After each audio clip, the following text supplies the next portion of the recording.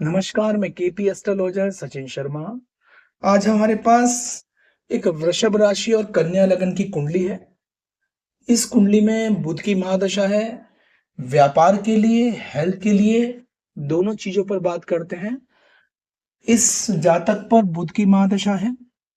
बुध इसका शनि की राशि में है, सूर्य के साथ मौजूद है। आपको बता रखा है कि बुध हमेशा सूर्य के साथ ही रहता है या आगे या पीछे रहता है।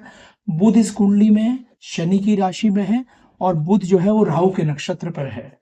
शनि इस कुंडली में 10th हाउस और 9th हाउस का स्वामी होकर वो 7th हाउस में मौजूद है। वो मंगल की राशि में है, मंगल अपनी राशि का मौजूद है। जब इस जातक पर बुध की महादशा लगी तो बुध ने जो है राहु का फल भी करा और शनि का फल भी करा। बुध इस कुंडली में 2nd हाउस और 5th हाउस का स्वामी है। वो धनेश है, वो पंचमेश है और वो केंद्र में जाकर बैठ गया है सूर्य के साथ। सूर्य अपने घर को देख रहा है। तो जब इस पर बुध की महादशा लगी तो बुध राहु के नक्षत्र पे है। राहु इस कुंडली में चंद्रमा की राशि में है और चंद्रमा 5th हाउस में मौजूद है। तो इस आदमी को बाहर से काम करने के ऑफर मिले और व्यापार की दृष्टि से इसे अच्छे रिजल्ट हासिल होने लगे, क्योंकि राहु तीसरे घर में है, वो चंद्रमा की राशि पर है और चंद्रमा इस कुंडली में 5th हाउस में मौजूद है। वो बुध की राशि में, कन्या राशि है। बुध जो है वो केंद्र में चला गया।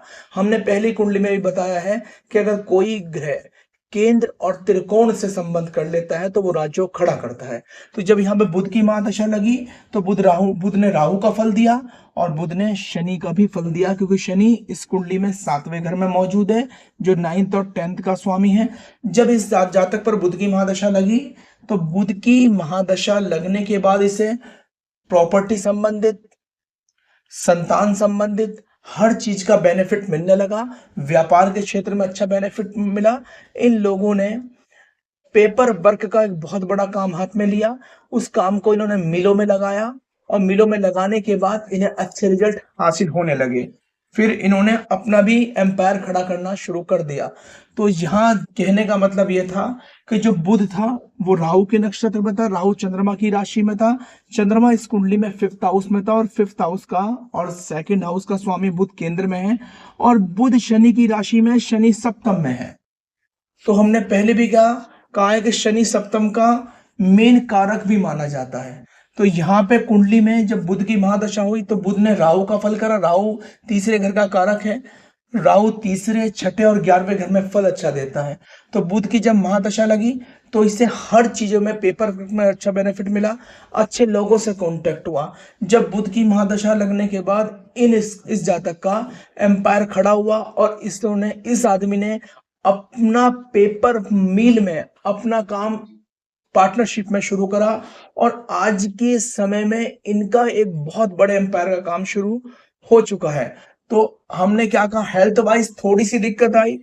थोड़ी सी दिक्कत क्यों आई कि जब शनि इस समय यही गोचर कर रहे हैं तो इन्हें थोड़ी हार्ट की प्रॉब्लम आई। तो शनि जो है यहाँ सूर्य और बुध के ऊपर गोचर कर रहे हैं, तो यहाँ पर थोड़ी सी उन्होंने प्रॉब्लम क्रिएट करी, पर वो मैटर भी शॉर्ट हो गया, क्योंकि लाभ का जो स्वामी है और कुंडली में जो अष्टमेश है, वो अष्टमेश और लाभेश 2nd हाउस में है।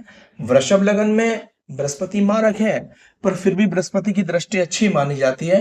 बृहस्पति की जो दृष्टि थी वो इस कुंडली में अपने घर पर भी है और 6th हाउस पर भी है और 10th हाउस पर भी है। तो यहाँ अच्छे रिजल्ट इन्हें मिले और इन्होंने हेल्थ वाइज अपनी बीमारी को भी रिकवर कर लिया। तो हमने पहली कुंडलियों में भी ये बताया है कि जब भी कोई ग्रह अच्छी कंडीशन में होगा, वो केंद्र त्रिकोण का स्वामी हो और वो केंद्र त्रिकोण से संबंध बना ले तो वो राजयोग होता है।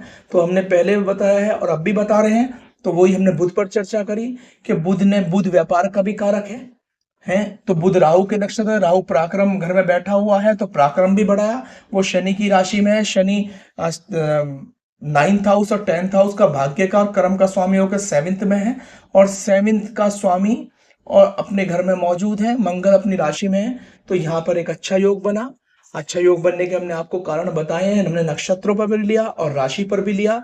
और दूसरी कंडीशन कहते हैं कि कोई भी केंद्र त्रिकोण का स्वामी अगर अच्छे नक्षत्र पर होगा या जिसके घर में वो मौजूद है, वो भी अच्छी कंडीशन राजयोग मिलेगा। और कुंडली को देखने और समझने के बाद पता लगता है कि कुंडली में किस तरह के योग पड़े हुए हैं।